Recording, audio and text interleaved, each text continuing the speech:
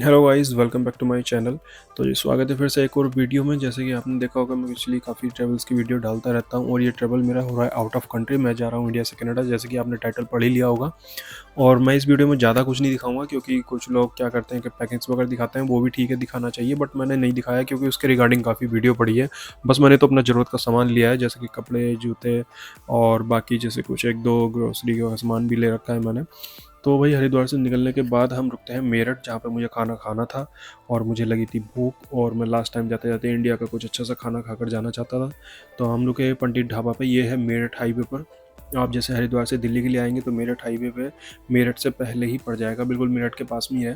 तो यहाँ रुकने के बाद हम ने डिसाइड किया कि चलो हम खाना खाते हैं यहीं पर, क्योंकि मेरी फ़्लाइट सुबह को थी 5 बजे और दिल्ली एयरपोर्ट पे मुझे पहुंचना था 12-1 बजे, क्योंकि वहाँ पे चेक इन में भी टाइम चाहिए था।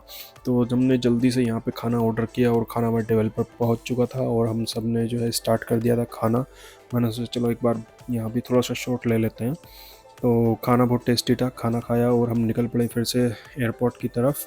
और रास्ते में जो है काफ़ी अच्छी अच्छी जगह आई थी। दिल्ली काफ़ी खूबसूरत लगता है रात में देखने में, क्योंकि लाइटनिंग बहुत अच्छी है यहाँ पर। और कुछ पेंटिंग्स दीवार पर काफ़ी अच्छी थी, जिन्हें देखकर बढ़िया लगता है। दिल्ली वालों को तो खैर डेली की आदत होगी, तो उन्हें क्या फिर मज़ा ही आएगा, हमें तो मज़ा आ रहा था। और एयरपोर्ट पर पहुँचने से पहले जो एयरपोर्ट के अंदर रोड आती है, हमने वहाँ पे गाड़ी स्टॉप की। ये फ्लाईओवर था जहाँ हम खड़े थे, यहाँ पे कोई ट्रैफिक नहीं चल रहा था, बहुत कम गाड़ियाँ आ रही थी। रात के करीब कोई 12 बज चुके थे और प्लेन जो है हमारे सर के ऊपर से उड़ते हुए जा रहे थे। हम देख रहे थे कि किस तरह से प्लेन जा रहे हैं, कि एक्साइटमेंट होता है बहुत ज़्यादा ना। तो यहाँ पे भाई हम पहुँचने के बाद अपनी गाड़ी को करते हैं पार्क, और मैंने अपना सारा सामान निकाला। ट्रॉली पर सारे बैग मैंने रखे, मेरे पास 3 बैग थे, 2 चेक इन 23 केजी के और एक था मेरा छोटा बैग। इसके साथ साथ मैंने बाय बाय किया और मैं कर गया एंटर, अपना पासपोर्ट बुकिंग वगैरह दिखाकर। और एंटर करते ही मैंने देखा बहुत लंबी लाइन लगी हुई थी और काफ़ी ज़्यादा रश था। अभी 1 ही बजा था, फ़्लाइट 5 बजे थी। इसी के साथ साथ जो है मैंने अपने बैग सबमिट किए और बैग सबमिट के बाद मेरे को मिल चुका था बोर्डिंग पास, जो कि आप देख सकते हैं। बोर्डिंग पास की मैंने फ़ोटो लगा दी है, वीडियो तो नहीं बनाई थी। और बोर्डिंग पास लेने के बाद मैंने अपने दोनों 23-23 केजी के बैग सबमिट किए और एक 8 केजी का मेरे पास जो केबिन बैग था वो मैंने रखा अपने साथ, और मैं निकल पड़ा अपने गेट की तरफ, जो कि मेरे बोर्डिंग पास पर लिखा हुआ था। आपको बोर्डिंग पास के ऊपर ही आपका गेट नंबर मिल जाएगा, फ़्लाइट नंबर मिल जाएगा आपका, और आपकी सीट नंबर भी बोर्डिंग पास पर ही होगी। और एयरपोर्ट काफ़ी बड़ा होता है, तो कोशिश करना कि आप जो है अपने टाइम से लगभग कोई आधा घंटा पहले अपने गेट पर पहुंच जाए। और यहाँ पे ये मैंने वाईफाई के लिए एक स्लिप निकाली थी, जो कि मशीन से लगी होती हैं। उस पे आप जो है पासपोर्ट स्कैन करके इस तरह की एक स्लिप निकल कर आ जाएगी, उससे आप जो है निकाल लेना। और इसके साथ साथ जो है मैं घूमते-घूमते मैंने अपनी फ़्लाइट देखी, टाइम देखा, गेट नंबर इस पे भी आपको शो हो जाएगा। और ये सब देखने के बाद फिर से मैं अपने गेट की तरफ निकल दिया। और साथ में आप जब जाएँगे तो आपको कस्टम ड्यूटी से गुज़रना होगा। यहाँ पे क्या है कि जो भी सामान मिलता है वो बिल्कुल ड्यूटी फ्री होता है, तो आप चाहे तो यहाँ से कुछ भी सामान खरीद सकते हैं। बहुत सारी शॉप होती हैं और बहुत सारी आइटम्स होती हैं, कुछ भी आप ले सकते हैं यहाँ पर। ए टू जेड जो भी आपको दिखाई दे, आपको जो मन करे ले लेना। और जो भी फ्री होता है सारा, मतलब कि ड्यूटी फ्री होता है, उस पर कोई टैक्स वगैरह नहीं लगता।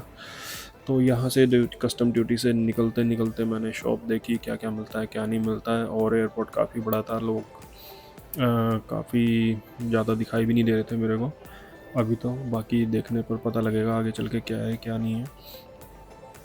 और ये कुछ एयरपोर्ट है इस तरह, और इधर साइड में कुछ वेटिंग है, लोग कुछ बैठे हुए भी हैं, अपनी फ़्लाइट का वेट कर रहे हैं। और काफ़ी अच्छा अंदर से है एयरपोर्ट। और इसी के साथ साथ काफ़ी देर चलते चलते भाई ये कुछ एलिवेटर्स आए, तो मैंने सोचा चलो खड़ा हो जाता हूँ इसके ऊपर और लेता हूँ और राइड का एंजॉय। और साइड में देखा तो इधर भी काफ़ी लोग अलग अलग गेट पर अपनी फ़्लाइट का वेट कर रहे थे। और जैसे ही भाई काफ़ी देर हुई इस पे चलते चलते, ये हो गया था रैंप ख़त्म। और इसी के साथ जो है फ़्लाइट का वेट करते करते सुबह के 5 बजे हमारी एंट्री हो चुकी थी और मैं आ चुका था अपने प्लेन के अंदर और मैंने ले ली सीट। और मेरी थी विंडो सीट। ये विंडो सीट मैंने कुछ एक्स्ट्रा पैसे देकर बुक की थी, क्योंकि मेरा फ़र्स्ट एक्सपीरियंस है फ़्लाइट का भी, तो मैं विंडो से बाहर देखना चाहता था कि कैसा दिखाई देता है कैसा नहीं दिखाई देता है। इसी के साथ साथ हमारे प्लेन ने चलना शुरू किया रनवे की तरफ, और प्लेन हमारा उड़ने के लिए बिल्कुल तैयार। हवा में हम उड़ते रहे, जैसे ही ये स्टार्ट होता है तो थोड़ी देर के लिए इंक्लाइंड हो जाता है, मीन्स दैट के काफ़ी ऊपर जाने की कोशिश करता है और ऊपर चढ़ता रहेगा, जाता रहेगा और फिर एक हाइट गेन करने के बाद ये प्लेन थोड़ा सा सीधा हो जाएगा। आपको ऐसा बिल्कुल फील होगा कि जैसे ऊपर को। तो कुछ ही घंटों बाद भाई आप देख सकते हो नीचे का नज़ारा कुछ ऐसा था। करीब कोई 4-5 घंटे बाद नीचे देखने में बहुत खूबसूरत लग रहा था और नज़ारा इतना खूबसूरत का विंडो सीट का लेने का मुझे फ़ायदा हुआ और अलग-अलग नज़ारे मुझे आ रहे थे, तो काफ़ी मतलब कि बढ़िया रहा विंडो सीट लेना।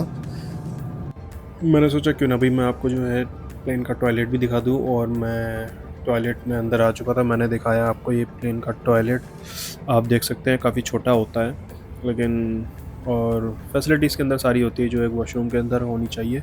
इसी के साथ साथ बाहर आने के बाद मैं जैसे ही आकर बैठा तो कुछ देर बाद मेरे को ये छोटा सा ब्रेकफास्ट मिला, जिसमें जूस था और साथ में एक आया था रोल, और जिसको रैप भी कह सकते हो आप। और रैप काफ़ी अच्छा था देखने में, और जब लेकिन खाया तो खाने में भी बढ़िया था, स्वाद था। और ये एक वेजी रैप था। इसके थोड़ी देर बाद ही भाई मेरे को आ जाती है चाय, जो मैंने ली थी, और साथ में मिलता है दूध। आपकी मर्ज़ी, आप मिलाकर पीना चाहो तो पी सकते हो, नहीं तो ब्लैक टी के तौर पे भी इस्तेमाल कर सकते हो। इसी के साथ चाय पीते पीते मैंने लिया बाहर का नज़ारा, और क्या खूबसूरत नज़ारा था। समझ नहीं आ रहा था कि दिन है या रात, क्योंकि दूर से देखने में तो लग रहा था सूरज निकल रहा है, बट ये काफ़ी घंटों से ऐसे ही था क्योंकि प्लेन काफ़ी ऊपर था। और कुछ देर बाद मेरे को दिखाई दिया फुल डे, एकदम बिल्कुल वाइट। तो भाई वो पीछे मुझे लगता है रात ही थी, और नज़ारा बहुत खूबसूरत है। इसी के साथ साथ बारी आती है फिर खाने की। जो खाने में मुझे मिला था, देख लेते हैं। ये था पालक पनीर और दाल, और साथ में राइस। देखने में तो अच्छे लग रहे हैं। और ये कुछ इस तरह से आपको मिलेगा लंच, और ये साथ में एक दही मदर डेयरी की, और ब्रेड। यहाँ पे चपाती नहीं मिलती, ब्रेड ही मिलता है इस तरह से। और साथ में एक अमूल मक्खन की टिक्की, और कुछ साथ में आपको ड्रिंक्स दी जाएगी। खाना खाने के बाद मैंने लिया बाहर का खूबसूरत व्यू के शॉट्स, जो काफ़ी देखने में अच्छे और खूबसूरत लग रहे थे। विंडो सीट का मुझे पूरा फ़ायदा मिला, और इसी तरह से मैं इंजॉय करते करते, बाहर के नज़ारे लेते लेते बिल्कुल आराम से इसको देखता आया। और ऊपर से देखने में काफ़ी दुनिया बहुत खूबसूरत लगती है। कभी भी अगर फर्स्ट टाइम सफ़र करें प्लेन में तो ज़रूर विंडो सीट लें।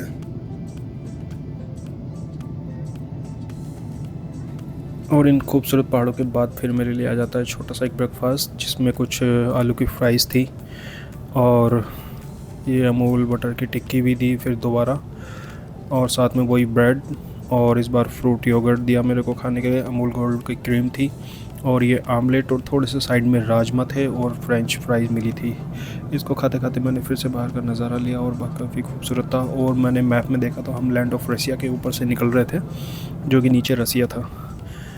और साथ में फिर हमारे लिए एक आई कोल्ड ड्रिंक, जिसमें आपकी चॉइस होती है, आप कुछ भी ले सकते हो, सॉफ्ट ड्रिंक, हार्ड ड्रिंक या वाटर, जो मर्ज़ी आपकी। और साथ में मैंने क्रंची कॉर्न ली, और ये मैंने मैंगो जूस लिया था।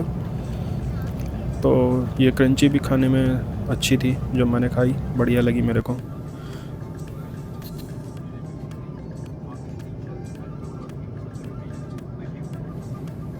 दोस्तों, जब भी आप प्लेन में सफ़र करेंगे तो मैप कुछ इस तरह आपको शो होता रहता है, बीच बीच में आपको पता लगता रहता है कि आप कहाँ पर पहुँच गए हैं।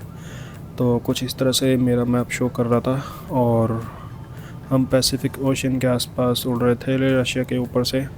और ये आपको पूरे डिस्टेंस भी दिखाएगा, टाइम भी दिखाएगा, और कितने बजे आपकी फ़्लाइट, जो एस्टिमेटेड टाइम दिखाता है कि कब तक पहुंच जाओगे।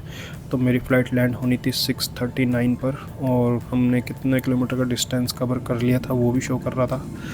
और इसी के कुछ घंटों बाद जब सुबह का टाइम आया 5:30-6 का, तो मेरे को भाई कनाडा के नीचे शहर दिखाई देने शुरू हो गए थे, और ऊपर से देखने में काफ़ी खूबसूरत लग रहे थे। और इसी के साथ मेरा प्लेन पहुंच चुका था अपनी डेस्टिनेशन वैंकूवर में, और फाइनली हम वैंकूवर के ऊपर उड़ रहे हैं। और अभी देखते हैं ये लैंड हो जाएगा तो फिर बाहर निकलते हैं। कैसा एक्सपीरियंस रहेगा इमिग्रेशन का वो बाद में मैं बताऊंगा आपको। अभी कुछ लैंडिंग होने वाली है, ऊपर से वैंकूवर देखने में लग तो खूबसूरत रहा है। बाकी आपको बाद में फाइनली कुछ वीडियोस मेरी जो है बाद में आएंगी, जो आती रहेंगी, आपको मैं कनाडा घुमाऊंगा। तो मेरे चैनल से जुड़े रहना और देखते रहना आने वाली वीडियोस, और अच्छी लगे तो लाइक शेयर सब्सक्राइब करते रहना। और इसी के साथ साथ ये प्लेन मेरा नीचे डाउन जा रहा था, और हमारी लैंडिंग स्टार्ट हो रही थी। अगर आप साइड में देखें तो ये एक शायद कोई रिवर है, और रिवर के साइड में बनाया और फाइनली हमने टच डाउन कर चुके हैं वैंकूवर को। ये तो भाई आप जो है इस तरह से अपनी कनाडा जर्नी को रिकॉर्ड कर सकते हो। मैंने ज़्यादा कुछ नहीं दिखाया क्योंकि वीडियो बहुत लंबी हो जाती। जो मेन चीज़ जैसे खाना कैसा होता है अंदर प्लेन के, क्या मिलता है, तो खाना मेरे हिसाब से तो एवरेज था, कोई ज़्यादा इतना बेस्ट नहीं कह सकता मैं 10 में से इसको 7 या 8 नंबर ही दूंगा क्योंकि टेस्ट बिल्कुल नॉर्मल था, कोई मतलब इतना अच्छा खासा टेस्ट नहीं था। और इसी के साथ भाई मैं प्लेन से बाहर आ चुका था टर्मिनल में जहाँ पर होना था मेरा इमिग्रेशन, और इमिग्रेशन होने के बाद फाइनली मेरा इमिग्रेशन डन हुआ। फाइनली मैं पहुँच चुका था अपनी ड्रीम लैंड कंट्री। तो जुड़े रहिए दोस्तों मेरे साथ, मिलते हैं फिर अगली वीडियो में। Bye bye.